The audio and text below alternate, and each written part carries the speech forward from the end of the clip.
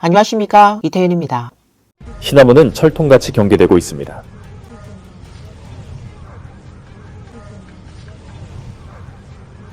(2026년 1월 26일) 아침 6시 10분 천안문 앞에 검은 옷을 입은 사람들이 보입니다. 천안문 인근 도로, 차량이 검문을 받고 있습니다.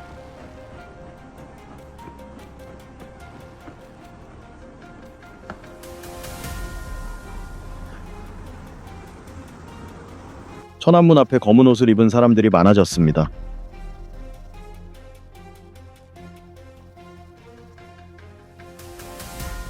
천안문 인근에 경찰차와 구급차가 보입니다. 최근 중공군사위 부주석 장우엽이 체포된 이후 북경 일대에서는 기이한 분위기가 감돌고 있으며 천안문과 중남해 인근 지역에서는 전면적인 통제 강화가 이루어졌습니다. 거리 곳곳에는 군경이 배치되었고 인터넷에 올라온 영상에서는 장안가 일대에 무장경찰과 특수경찰 차량이 대거 배치된 모습이 확인됩니다. 보도에 따르면 인도와 지하철 입구에는 다중검문소가 설치되었고 일부 핵심 구역으로 향하는 도로는 임시 폐쇄되거나 출입증을 소지한 사람만 출입이 허용되고 있습니다. 또한 신화문과 부우가 일대는 밤낮을 가리지 않고 군경이 상시 주둔하고 있으며 3걸음마다 초소, 5걸음마다 감시 수준의 밀착 경계가 이루어지고 있습니다. 얼굴을 가린 검은 옷차림의 인물들도 순찰을 돌며 통제를 강화하고 있는 모습입니다. 북경 성외곽의 상황은 더욱 기이하고 긴장감이 감돌고 있습니다. 1인방송 활동가이자 중국 민주진영 글로벌 연합의 부주석 상설은 다음과 같은 정보를 입수했다고 밝혔습니다. 중공은 내부 군사 쿠데타를 사전에 방지하기 위해 전국 각지의 주요 정부와 군 간부 가족들이 거주하는 아파트 단지에 대해 통제를 실시했으며 외출을 엄격히 금지하고 있다고 합니다. 또한 전국 각지에서 군사 장비가 운송되고 배치되는 모습이 시민들에 의해 목격되었고 북경 지역에서는 이미 5,000명 이상이 체포되었다고 전해지고 있습니다. 심지어 하북 보정에 주둔한 제82 집단군이 북경으로 진입해 장우엽을 구출하려 했다는 주장도 나왔습니다. 비록 이러한 정보는 중공 당국으로부터 공식적으로 확인되지는 않았지만 그 이면에는 중공 내부에서 전례 없는 권력 투쟁과 생사를 건 싸움이 벌어지고 있음을 분명히 보여주고 있습니다. 많은 군인들이 줄지어 행진하고 있습니다. 장군들이 어떻든 간에 우리는 우리의 병사들을 믿어야 합니다. 불쌍한 병사들이군요. 경각심 교육용 다큐멘터리를 제작할 가능성이 큽니다. 외적을 물리치는 것이 군인에게 있어 최고의 영예입니다. 이건 도대체 뭐 하는 거죠? 황제의 조석 없이는 북경에 들어갈 수 없다니 내전이라도 일어난 건가요? 1월 27일부터 중국 대륙의 틱톡에는 갑자기 군대와 군용 차량이 도로를 주행하는 영상들이 대거 등장했습니다. 한 소식통에 따르면 하북 보정에 주둔 중인 제82 집단군이 북경을 향해 이동 중이며 부대와 장갑차, 탱크가 속속 집결하고 있다고 합니다. 이는 결코 과장된 말이 아니라 전국 각지의 부대들이 실제로 북경을 향해 몰려들고 있는 상황이라고 전했습니다. 일부 네티즌들은 내전이라도 벌어진 건가? 누구를 보호하려는 거지? 너희들 사장이라도 구하러 가는 거냐? 라며 의문을 제기했고 또 어떤 이는 그들이 어디서 왔는지를 잊지 않기를 바랍니다.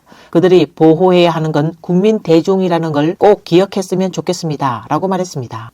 또 어떤 사람은 위장무늬 군복을 입고 장총을 든 병사들이 대거 강속 서주 시내를 행진하는 모습을 목격했다고 전했습니다. 고속도로 위에도 다수의 군용 차량이 빠르게 달리고 있는 상황이 포착됐습니다. 이러한 정황은 네티즌들 사이에서 군대 교대 배치인가, 사람 잡으러 가는 건가, 상황이 뒤집힌 건가 등의 추측을 불러일으켰습니다. 또한 천진 시내 거리에서는 26일부터 대량의 군용 차량들이 모습을 드러냈으며 민간 차량은 고속도로에 진입할 수 없고 오가는 차량은 전부 군용 차량뿐이었다라는 증언도 나왔습니다. 전해진 바에 따르면 중국의 고덕 지도상에서 북경 주변의 고속도로 경합, 경하오, 경진, 경대, 대광, G95, 수도 환선 등이 모두 통제되어 있는 상태라고 전했습니다. 이에 네티즌들은 이건 사람들이 들어오지 못하게 막는 건가요? 아니면 나가지 못하게 막는 건가요? 라며 불만을 쏟아냈습니다. 상설의 폭로에 따르면 장우엽이 체포된 이후 석금평은 상황을 완전히 장악하지 못했고 현재 제3세력의 저항이 나타나고 있으며 이는 몇몇 원로 연맹 세력이 석금평에 맞서려는 움직임일 가능성이 있다고 밝혔습니다. 그녀는 또 중공이 혼란스러운 건 분명 좋은 일입니다. 하지만 그 혼란 이후에 어떤 세력이 국면을 수습하느냐가 가장 중요합니다. 라고 말했습니다. 장우엽이 체포된 정황을 전해드린 바 있습니다. 이번 사건이 계속 확산됨에 따라 떠돌고 있는 새롭고 상세한 내용을 포함하여 최소 6가지 버전을 전해드리겠습니다. 첫 번째 설에 따르면 장우엽은 8일 대루에서 내부 회의에 참석 중 체포되었다고 합니다. 사건 당시 현장에는 이미 사전에 보안이 배치되어 있었고 장우엽 본인은 무기를 소지하지 않았으며 그를 수행한 경호원들은 총기를 소지하고 있었지만 회의장에는 입장하지 않았습니다. 전해진 바에 따르면 장우엽이 체포될 당시 현장 인원과 그의 경호원들 사이에 물리적 충돌이 있었으나 장우엽 본인은 저항하지 않았다고 합니다. 두 번째 설에 따르면 중공 당국이 장우엽과 류준입을 체포한 것은 즉흥적인 결정이 아니라 치밀하게 사전에 계획된 작전이었다고 합니다. 이 작전은 1월 19일 중앙당교에서 중앙경위국이 집행했으며 중앙기울검사위원회는 류검국이 현장에서 지휘를 맡았다고 전해집니다. 체포 소식은 그날 밤 부국장 이상 지도자들에게 즉시 통보되었고 1월 20일에는 전국급 고위 관리들에게까지 전달되었다고 합니다. 세 번째 설은 장우엽과 류준입이 원래 1월 18일 석건평을 체포할 계획이었으나 그날 밤 석건평이 북경 서쪽의 경서 빈관에 머물고 있었고 계획이 누설되면서 경서 빈관에서 석건평과 총격전이 벌어졌다는 주장입니다. 이 과정에서 양측이 합쳐 30명의 사상자가 발생했다는 이야기도 있습니다. 이후 석건평은 즉시 장우엽과 류준입의 가족들을 모두 체포했다고 합니다.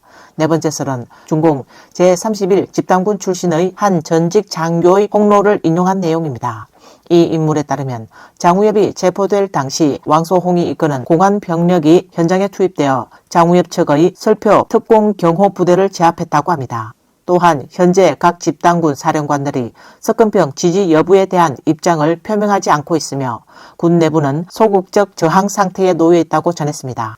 이 전직 장교는 앞으로 10일에서 보름 사이 중공 군부에서 중대한 사태가 발생할 가능성이 크다고 보고 있습니다.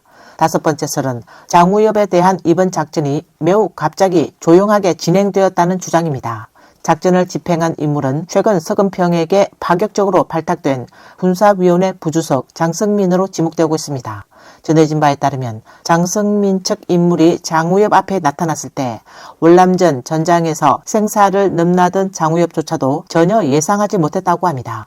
또한 현장에서는 알려진 바와 같은 총격전이나 격렬한 충돌은 발생하지 않았고 장우엽은 상황의 심각성을 인지한 후 이례적으로 침착한 태도를 보였다고 전해졌습니다.